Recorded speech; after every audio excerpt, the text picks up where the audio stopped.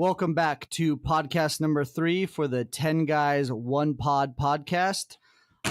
This is going to be a hype up podcast since still we have not had a single football regular season game played, and we leave to New Orleans this weekend, so let's get ready. Your host, Dextric Michelle Abeda, alongside Parker, only Amber can touch his Johnson. I think he's still getting a beer, so we'll just add him. Oh, he's back. There he is, ladies and gentlemen. Our favorite guest. Yeah, that's me. Sorry, I didn't. Are you going to have a different name for me every time we do this? I'm trying. It's getting hard already, and this is week 3. So that's the goal. So just so you all know, we do have our first guest ever on the podcast. Hopefully to have many more. First off, let's congratulate our newest newlywed, Mrs. Mike Jorgensen. How are we doing, buddy? Newlywed doesn't quite qualify, but thank you for that. Same difference. They know what I mean. Essentially, you proposed. You're married. I feel like you shouldn't even have to do any of the rest of it. You gave her the ring. That's fair. If that was an option, I would take that option.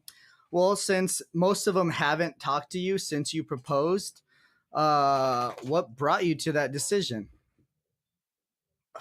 Don't worry. None of us actually. Don't worry. We asked you and you didn't say anything. We'll cut that right out, dude. Don't worry.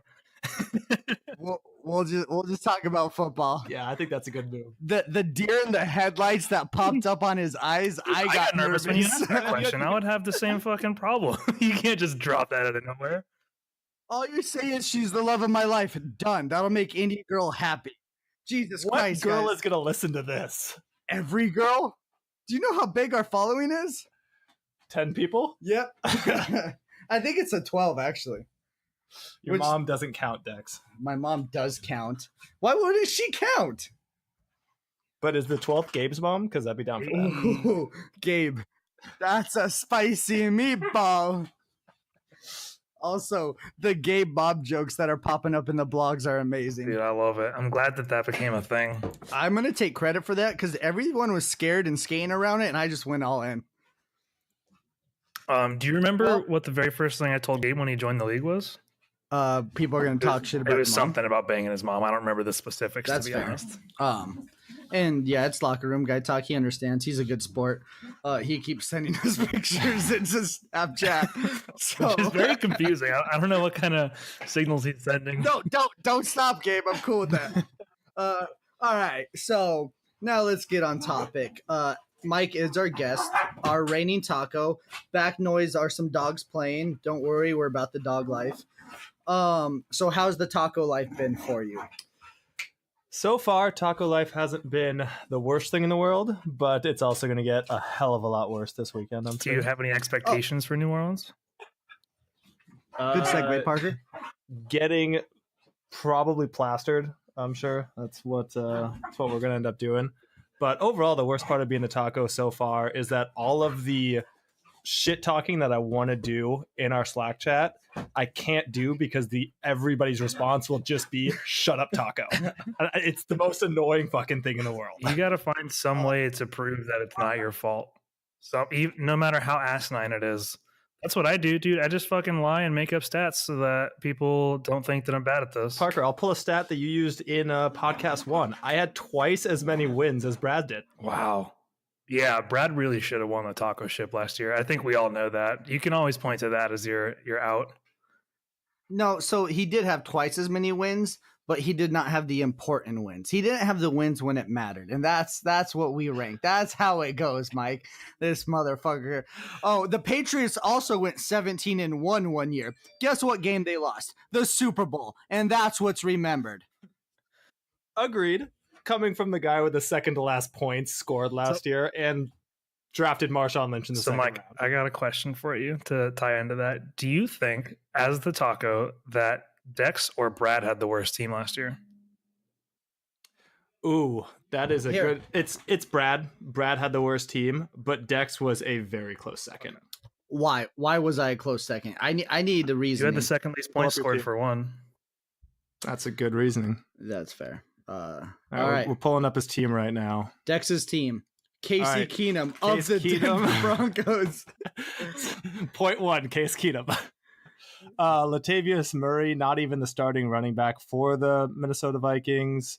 Brandon Cooks, who you're going to owe me $50 this year because he's not going to be a top 10. You skipped Zeke. He skipped Zeke. I just want to put Zeke in there, who didn't play a lot of games. Well, yeah, I mean, I can't fault Zeke. Zeke's a top 5 running back easily. Like, that's a great draft. Juju Smith-Schuster is iffy for me. He's not... He had big weeks. He kind of had small weeks, but I wouldn't say he's a terrible wide receiver 2. More of a flex than a 2, though. Gronk, you just got to yell at Gabe for that one. Nope. That's not your That's drafting. what I do. I make shit happen, guys. I turn nothing into gold. For the boys, you took advantage of it. For the boys and girls out there, our brand new entry to the league, Gabe Fabian sold Gronk for exactly a 6 fab player to Dex. It was Chris Thompson of the Redskins. Did you guys and an injured wide receiver? Yeah. Oh yeah, it was an injured wide receiver. I forgot who. He dropped him the Jeffrey next or week. Something? No. It was someone worse. Like Alshon Jeffrey at least had potential. I think it was like a Baltimore Ravens wide receiver. It was the worst trade I've ever seen. I'm so happy that we're bringing that up. And then we got CJ Anderson. Steelers defense. Honestly, Steelers defense is like your second or third best player on your team, which is a sad thing. That's the thing. Brad had Eagles defense. You had Steelers defense. I respect the old school style football. Run the ball, play good D. That's how I did it last year. Didn't work out. We're going to try something new. But that's a love for the game, guys. Well, I mean, then you should grab the Ravens defense because I think they were the number 1 defense last year. Parker, you can fact check that. Yeah, Charlie had them, and they were absolutely dominant. Yeah. Charlie had... Also, I had Aaron Rodgers before we all shut this down. He got injured, and I kept him on my bench all year because you just don't get rid of a great player. I support my guys. I dropped Luck in week 7, I think, and Mikey picked him up for like 5 fab. I did. Yeah, I took the chance to see if he would come back late in the year and make the playoff push. He didn't. It was worth the risk. You also said for the 5 fab. It should be noted Mike spent the least amount of money on waiver wire. Maybe I should have fucking spent last. He also came in dead last. So that was fun reliving last year, but I didn't come in last place, and I won the games that kind of mattered. So you didn't win any of the games against me. I would say those mattered quite a bit. I can't wait till we play this year. Can I just say I'm so happy we switched up the schedule. Yeah, it was real annoying doing the same schedule over and over. Yeah, this schedule's weird. I will say. I haven't looked at this schedule. Some people you'll play like one guy 1 week, play another guy, and then play that guy again. So, but it's totally but the NFL random. does that too. That's why I thought it was okay because I was like, you'll see the Chargers Broncos play week 7 and week 9. Yeah, like it's ridiculous. All right, what else we got? So we discussed the expectations for New Orleans. I want to go a little more in depth. I don't know if I'm breaking news to Mike here, that it's the gay festival in New Orleans this weekend, right? I was aware of that, yes. Okay. I don't think anyone's told you that before now, though. You just knew that. Right? I thought we dropped it in the entire Slack. Dex told me at one point or other. Okay, then thanks for throwing me under the bus there. Well, you either did it then or did it now, so. I have no idea if I did or did not. I talked before, I think, as you guys all can tell. So do you expect the Gay Pride Festival to be any part of your life this weekend? I'm the taco, so I assume that you guys are going to try and incorporate that. I don't know how you'll try and incorporate it, and I hope it's funny. You know, if it's funny, I'm down. If it's lame, I'm going to be disappointed. So really, the pressure's on you boys to come up with something. You don't have the right to be disappointed in us when it comes to your punishment. All right, we're disappointed in you, the champ to last place. Also, I wasn't the champ the previous year. I was the champ 2 years prior, which is probably more embarrassing. You just gave up on life. Wait, it was me, then Brad, then Paul. Oh, okay, yeah. I think you said last year. Yeah, I said that incorrectly. Regardless, also watching the wheels turn on Mike's brain when I was asked him if the Gay Pride Festival would be incorporated in his life this weekend, and I felt like a little light bulb went off in his head of like, fuck me. Yeah, it was either a light bulb and which head were you talking about? Spin zone, ladies and gentlemen. I have a super impromptu question that I thought of earlier that I want to ask you guys. This is coming way out of left field. Let me know if this destroys the flow, but I don't want to forget about it. How do you guys actually think the extra flex position is going to affect the league this year? And from that, I mean, obviously you're like drafting a lot of players, but as far as results goes, you're drafting a lot of the same players. You're going to draft good, but as far as results goes, do you think that's going to result in more people's like more random accidental flex boom games, or otherwise? Do you think it'll just be like another position that kind of plays out? I think the biggest thing we're going to see now, because everyone did it, I did it, Daniel did it, you guys did it, is if I would have started this guy, I would have won this week. And so the good thing, I wasn't on board on adding a flex, but I know people like change, so I voted for it.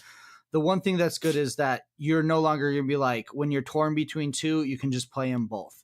Because usually you have two solid flex players that you're like, I don't know which one's going to go off. The rest of your guys are more of the gambles. So I think that's going to be big. How they counter each other, that now the other guys also got a flex. I think it'll move out the really bad fantasy football players. We'll be able to see because both of their flex players are going to be garbage. So it'll show the higher tier level guys. Also the really bad fantasy players, we'll talk about that later. Mike, do you have any takes on that? Yeah, I agree. I think that overall, it won't make too huge of a difference, but we will have some scenarios where one flex guy goes off, and maybe that flex guy would have been on the bench, and the other person would have won if we hadn't gone to the two flex system. So there will be a couple of those.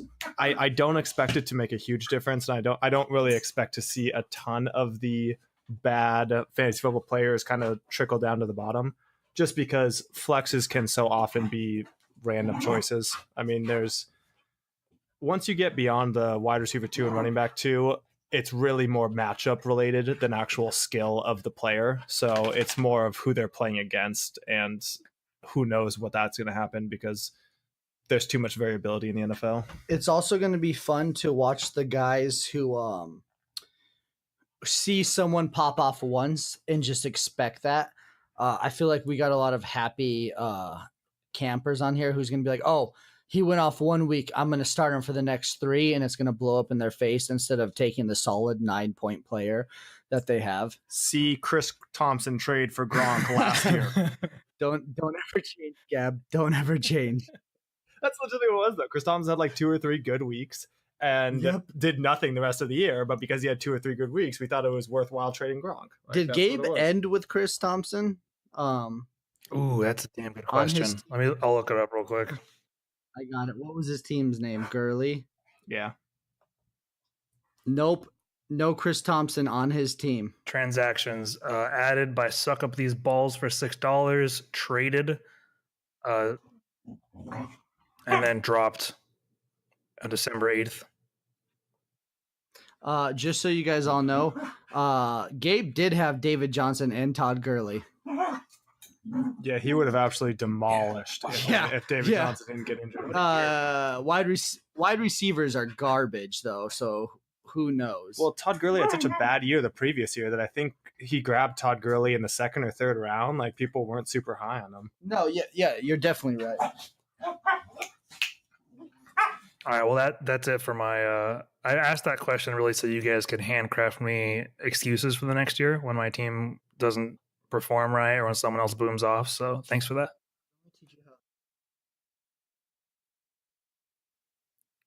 Do you guys know how many years David Johnson has been not injured in?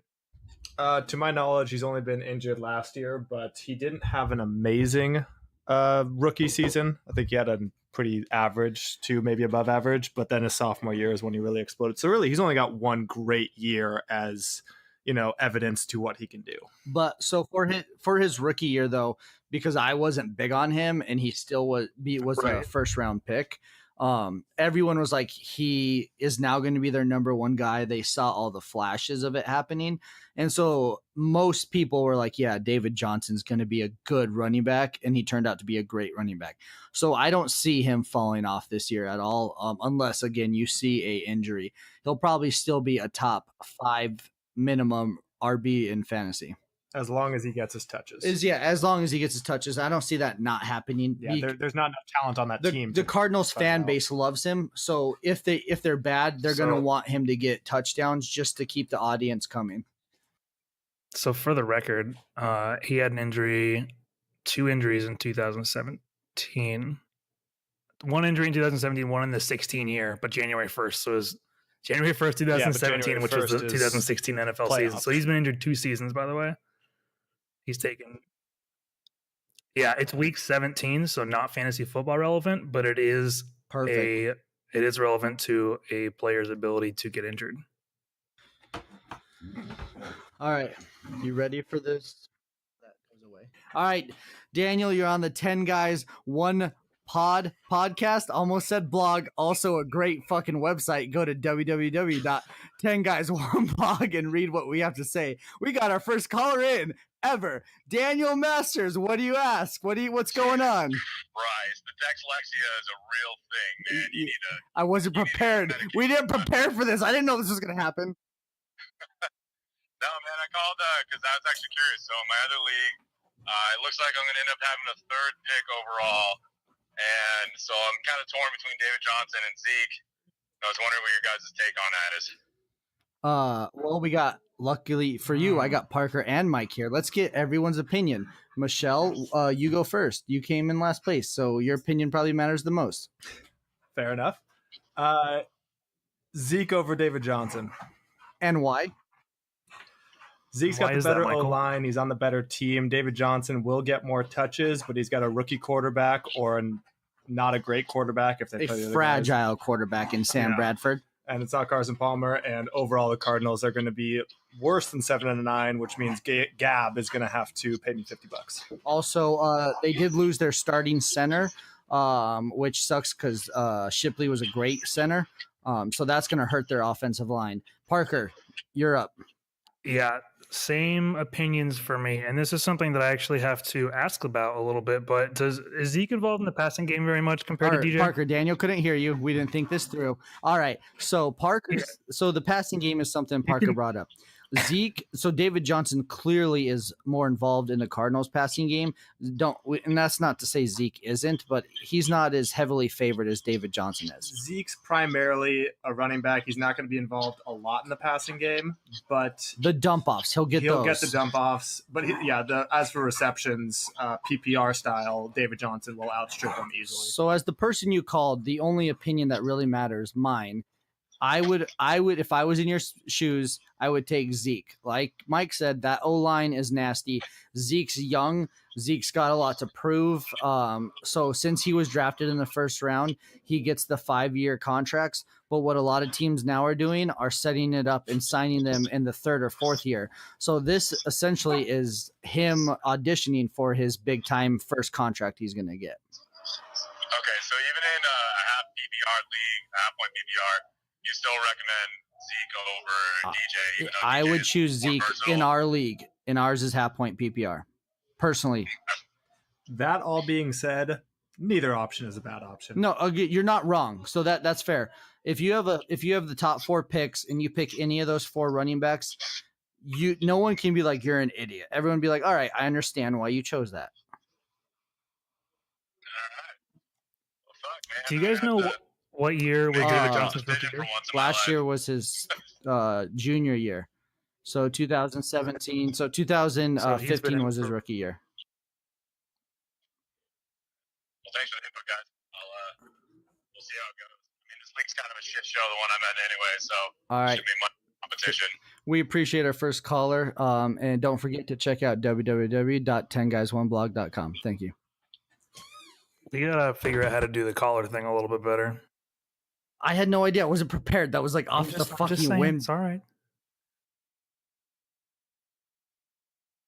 You want me to teach you how that goes away? No. All right. Well, that was our first guest. We appreciate you coming on, Mike. It was a blast. I look forward to seeing you tomorrow on the plane. Brad's flying in between us, so it'll be a nice little sandwich we make. And then Brad's going skiing. Yeah. Ooh. It's snowing somewhere in the world. Zing. All Also, yeah, I'll see you tomorrow, buddy. See you, Yeah, Mikey. well, Thanks for doing this. It's weekend, boys. Let's do it. It's finally Let's here. get it home. And that was our first guest, Michelle Brooks, the lovely Michelle Brooks, the newly engaged Michelle Brooks. We're all looking forward to what his life has to come. All right, Parker. So anything you want to add? Oh man, putting me on the spot pretty hard here. If not, no worries. Can't think of anything honestly. All right. Well, as it is, I like fantasy. I like football. I like my boys. I have been more excited than I've ever been. So, Parker, jump in anytime you get a chance right now. I will just go with the flow. But if you see the train on the tracks, you better move because I'm a coming. It's time, boys. No more mock drafts. No more shit talking. Grab your stat sheets, pull up your rankings, and get ready. It doesn't matter if you draft Aaron Rodgers. Doesn't matter if you get Julio Jones. Through the ashes, I have been reborn, and I'm here to take my fantasy football dick and throat fuck every single one of you like Sasha Grey would be proud of. Paul, Paul, please take this to heart right now. Cherish that trophy. Sleep with it. Shower with it. Spend every waking moment with it. When your girl wants to ride your dick, you hold it in your hands and you just look at it in all its beauty. Because as God is my motherfucking witness, you will never hold that trophy again. I live for this shit. Daddy Dex is ready to go. Also, Gabe, Gab, whatever the fuck your name is, I just want to thank you for joining this league. The round off of shit players we now have with you, Miller, and Brad, it makes it so much easier. Charlie, I can't say shit about you because your greatness of starting AJ Green against my Denver Broncos in 2015 so I could win the championship, that we don't talk about. That's not in the record books, but it'll always be in our hearts. Dustin, you dumb motherfucker. You are my favorite to watch at this game. I have no idea how you do it, but you do it, but you don't do it. You can't win. You fail at the goal line every single time. And then our lovely guest, Mike's bitch ass blames every year on injuries. Every time. Mike, you're drafting them. They always get injured. I feel like you're just bad at drafting players. Let's not forget our lovely Parker. I almost forgot about you if it wasn't for that pungent, mediocre smell that radiating off of you. And last but not least, fuck Daniel. That's it. All right, we're done, boys.